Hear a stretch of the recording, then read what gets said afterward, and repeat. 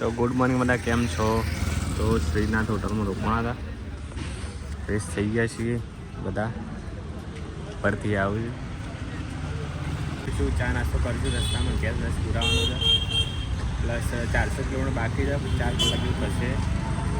વિચાર એવું છે ભાઈ 3 વાગ્યા સુધી પહોંચી જઈએ, કારણ કે 12 જ વાગી ગયા.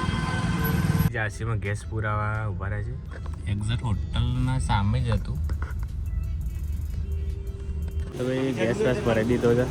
કમલેશ કાકાનો લુક ઝાંસી સિટી.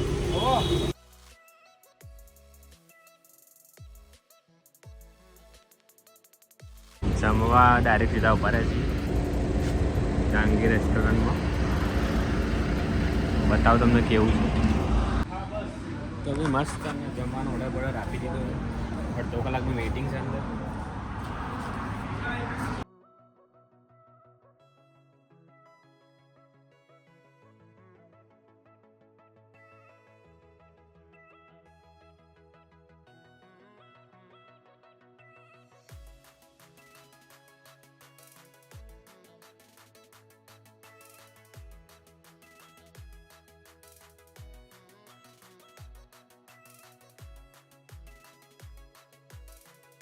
माई गई है साक्षी खाई जा रही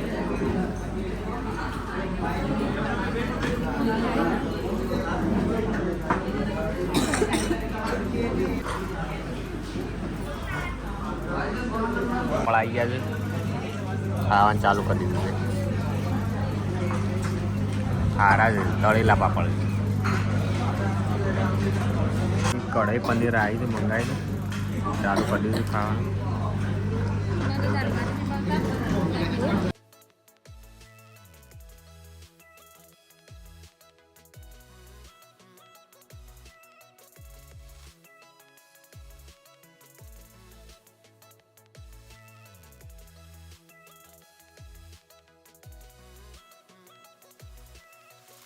ફ્રેન્ચ ફ્રાઈઝ મંગાવી છે.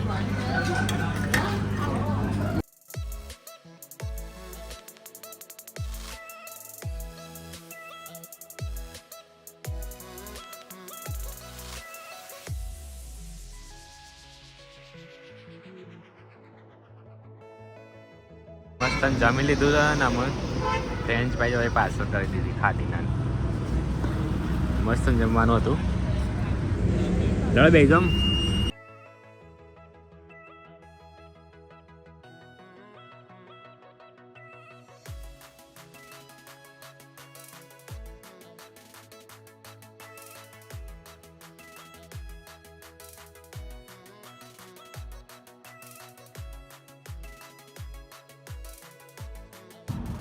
તો ભાઈ ફાઇનલી આપણે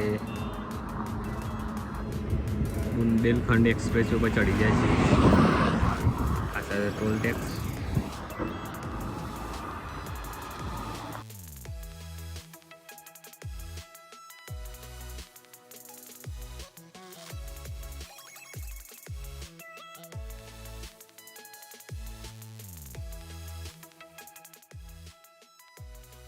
તો ભાઈ ગેસ થઈ રહ્યો છે. આ લાઈન જોઈ શકો છો. પ્રયાગરાજ હજી પણ 200 કિલોમીટર બાકી છે અને વચમાં કોઈ ગેસ નથી. આ 200 કિલોમીટર બાકી અને ગેસ છે ત્યાં પૂરી જઈએ. ફાઇનલી એમ નંબર આવે છે. 1.5-2 કલાક એવું થઈ ગયું.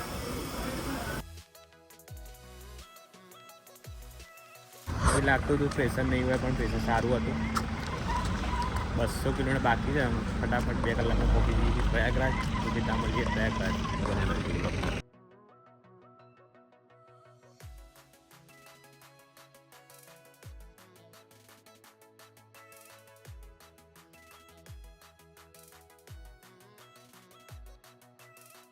ફાઇનલી આપણે ચિત્રકૂટ પહોંચી ગયા છીએ. પ્રયાગરાજ લગભગ 110 કિલોમીટર જેવું બાકી છે.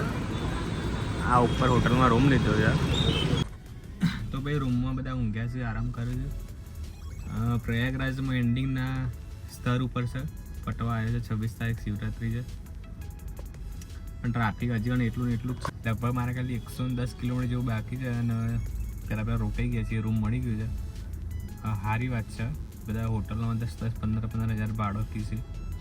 તો ભાઈ જો કોઈ અત્યારે આવવાનું પ્લાન કરતા હોય તો વિચારીને આવજો, કારણ કે શિવરાત્રિના કારણે પબ્લિક ડબલ થઈ જાય છે અને પ્રયાગરાજમાં ટ્રાફિક પણ વધી ગયું છે, એટલે ગાડીની એન્ટ્રી આપતા નથી અંદર.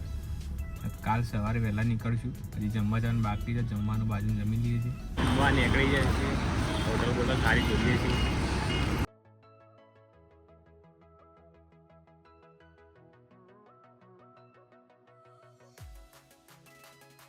મસ્ત આવી ગયા બેસીએ જમવા,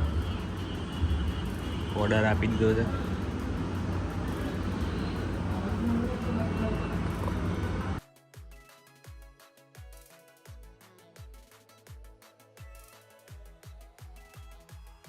સૂકી ભાજી મંગાવી હતી, રોટલી, છાશ.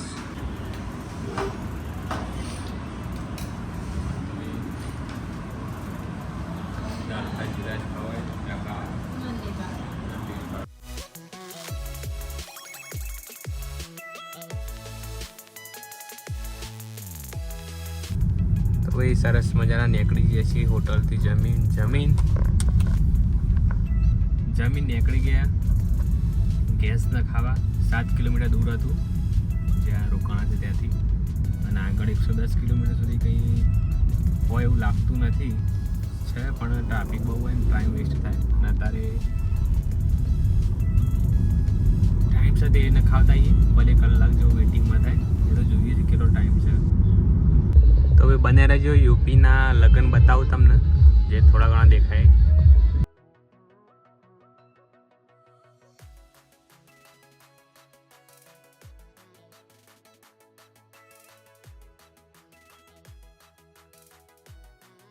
તો ભાઈ સીએનજી આવી ગયો છે, દેખાતો હશે. આજનો વિડીયો કેવો લાગ્યો કોમેન્ટમાં કહી દેજો. અને હાલ હજી લાઇનમાં જ છીએ, પણ 5G નેટવર્ક અહીંયા આવે છે તો વિડીયો એડિટિંગ કરી એક્સપોર્ટ કરી દીધું. આજ જીવતું પણ અપલોડ કરી દેવાનું છે, એટલે આજનો વિડીયો અહીંયા જ સમાપ્ત કરું છું. હજી કલાક જેવું લાઇનમાં થશે અને પછી જઈશું રૂમ પર જઈને ઊંઘીશ, અને પછી કાલે સવારે પ્રયાગરાજ નીકળીશું. તો બને રહેજો બ્લોગમાં. લાઈક, કોમેન્ટ, શેર અને સબસ્ક્રાઈબ કરી દેજો. જય હિન્દ, જય શ્રી રામ.